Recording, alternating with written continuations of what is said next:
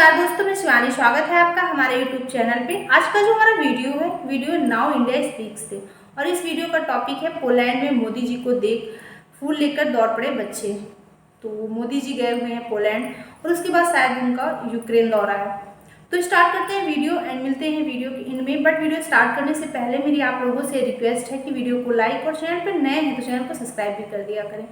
Bell icon जरूर press करें जिससे हमारे आने वाली जो वीडियो होगी उसकी नोटिफिकेशन आप तक पहुंचेगी। तो स्टार्ट करते हैं वीडियो। प्रधानमंत्री मोदी की ये 2 दिवसीय पोलैंड यात्रा है। 45 वर्षों में किसी भारतीय प्रधानमंत्री की ये पहली पोलैंड यात्रा है। पीएम मोदी का पोलैंड में भव्य स्वागत जो है वो हुआ है।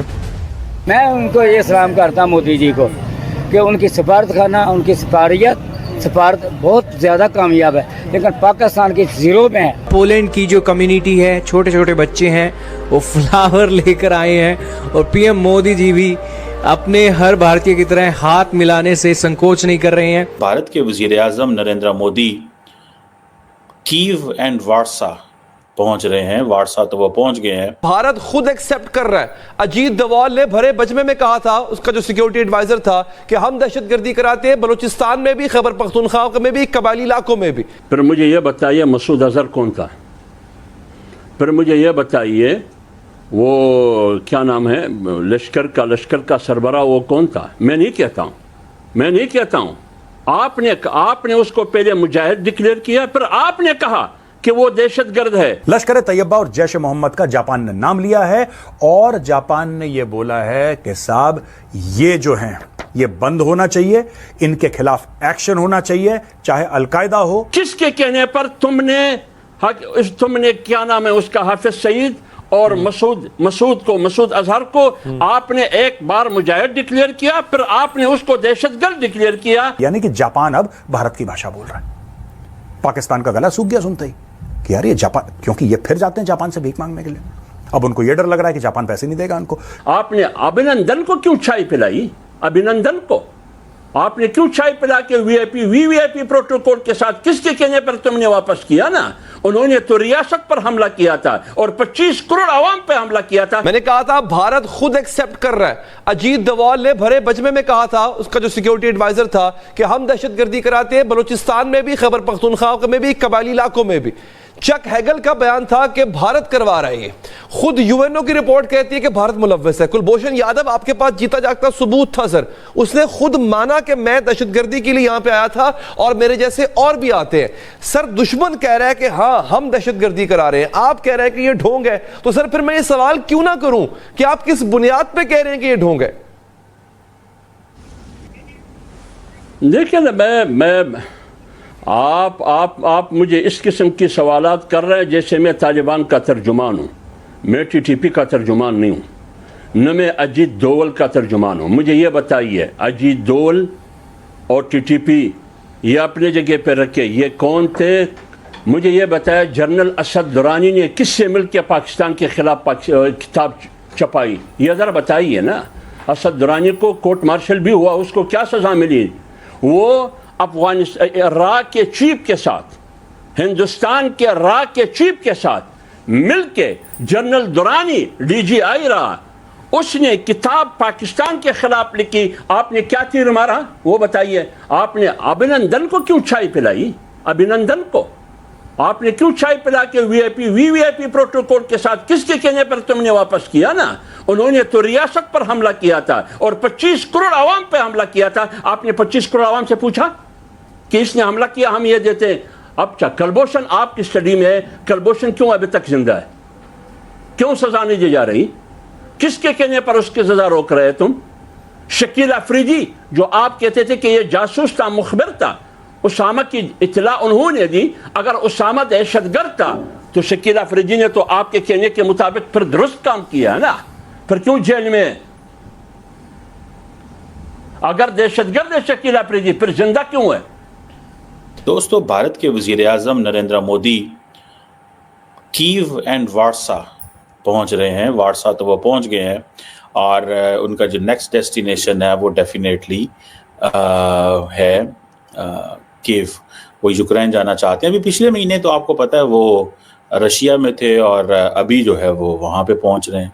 बड़ी बात है ये कि प्राइम मिनिस्टर नरेंद्र मोदी ने ये चुना है कि एक महीने पहले जाना है रशिया, दूसरे महीने जाना है यूक्रेन। उसकी शायद वजह यही है कि एक बड़ा सख्त प्रेशर आया था वेस्टर्न ममालिक की तरफ से और नरेंद्र मोदी बैलेंस करने जा रहे हैं। एक तो व्यू ये है, लेकिन अब क्योंकि वो ये कर रहे हैं कि जिसे कहते हैं ना कि एक तो बैलेंस कर लिया, दूसरी जो इम्पोर्टेंट चीज़ है वो ये है कि जो इम्पोर्टेंट डेस्टिनेशन जहाँ पे जाना है वहाँ पे एक और मुल्क को भी साथ में ला लिया। ठीक है, सो प्राइम मिनिस्टर मोदी जो है, कहा जा रहा है कि तकरीबन 45 साल के बाद कोई इंडियन प्राइम मिनिस्टर जो है वो पहुंच रहा है पोलैंड। ये एक इम्पॉर्टेंट डेवलपमेंट इस वक्त समझी जा रही है और इसकी क्या वजूहात हैं, इस पर भी थोड़ा बात करते हैं। हिस्ट्री का बड़ा इम्पॉर्टेंट रोल है। ये बड़ी इम्पॉर्टेंट, आप बताऊं, India is just acting like big powers. मैं जिसे वो कहेंगे ना कि थोड़े अरसा पहले जब शी जिनपिंग आई थिंक गए थे सर्बिया, बेलग्राद, या जब गए हंगरी गए, तो वहाँ पे जो उस मुल्क के चाइना के साथ जो ताल्लुकात थे उनकी कोई एनिवर्सरी थी। लेकिन अभी फिर ये सुनने में आया है कि पोलैंड इंडिया के ताल्लुकात की जो 70th एनिवर्सरी है, ठीक है जी, तो उसकी भी जो है वो है। और दूसरा ये कि 45 साल बाद जा रहे हैं। सो ये एक इम्पॉर्टेंट है। अब देखते हैं कि नरेंद्र मोदी किन किन चीज़ों पर डिस्कशन होती है, लेकिन इंडियन मीडिया जो है वो बार बार एक चीज़ को हाईलाइट कर रहा है, और वो जारी बात है, लार्जली मीडिया जो है जिस चीज़ को हाईलाइट कर रहा है, अमूमन गवर्नमेंट वही चाह रही होती है कि वही चीज़ें हैं, उन एंगल से ही देखा जाए। हिस्टोरिकल कनेक्शन को बहुत ज़्यादा इम्पोर्टेंट देखा जा रहा है। कहा जा रहा है कि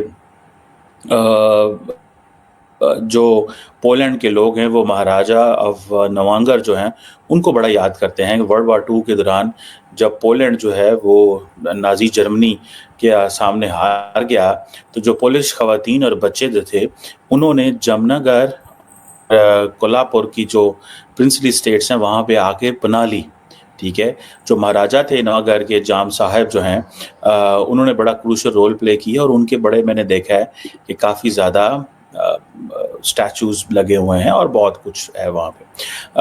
कहा जाता है कि जो कोल्हापुर है, जहाँ ये वो जगह है जहाँ पे पोलिश लोगों ने आके रिफ्यूज ली, और जो महाराजा थे कोल्हापुर के, उन्होंने इन लोगों को बड़ी हॉस्पिटैलिटी दी। सो फ्रेंड, ये थी आज की वीडियो। प्रधानमंत्री मोदी जी का जो पोलैंड विजिट है वो शुरू हो चुका है। मोदी जी ने पोलैंड में लैंड किया और वहाँ पर उनका भव्य स्वागत किया गया, और सबसे बड़ी बात कि भारतीय संस्कृति के हिसाब से किया गया, जो कि एक बहुत अहम बात होती है किसी दूसरे देश में जाकर के। वहाँ पर लोगों ने उनका भव्य स्वागत किया। जो भारतीय थे वो भारी भीड़ में वहाँ पे भारतीय इकट्ठे थे उनके स्वागत के लिए। छोटे छोटे जो बच्चे थे वो भी हाथ में फूल लेकर आए थे, और मोदी जी ने जिस तरह से उनके हाथ से फूल लिया और उन्हें उनसे हाथ मिलाया। कहते हैं कि ये जो दौरा है मोदी जी का, ये उस वक्त शुरू हो रहा है जब दोनों जो देश हैं वो अपने डिप्लोमेटिक रिलेशन के 17 यूनिवर्सरी मना रहे हैं। ये बहुत बड़ी बात है, दोनों देश के जो रिलेशन हैं वो अच्छे हो रहे हैं। और बताया ये जा रहा है कि ये मोदी जी का जो विजिट है ये यूक्रेन दौरे से पहले का है, यानी कि 2 दिन पोलैंड में रहेंगे मोदी जी का। 2 दिन का दौरा है पोलैंड का, उसके बाद यूक्रेन जाएंगे। और भाई ये जो विजिट है बहुत ज़्यादा खास है, क्योंकि 45 ईयर में ऐसा पहली बार हुआ है जब कोई भारत के प्रधानमंत्री पोलैंड गए हैं। और हमने देखा है कि मोदी जी कहीं भी दौरे पे गए हैं, चाहे वो जिस देश में गए हैं, उनका बड़ा ही जोरदार भव्य स्वागत किया गया भारतीय संस्कृति को लेकर के। बाकी आपकी क्या ओपिनियन है इस वीडियो पे, हमें कमेंट बॉक्स में जरूर शेयर करें। वीडियो को लाइक, चैनल को सब्सक्राइब करें। मिलते हैं नेक्स्ट रिएक्शन में किसी अच्छे से टॉपिक के साथ। तब तक के लिए थैंक यू।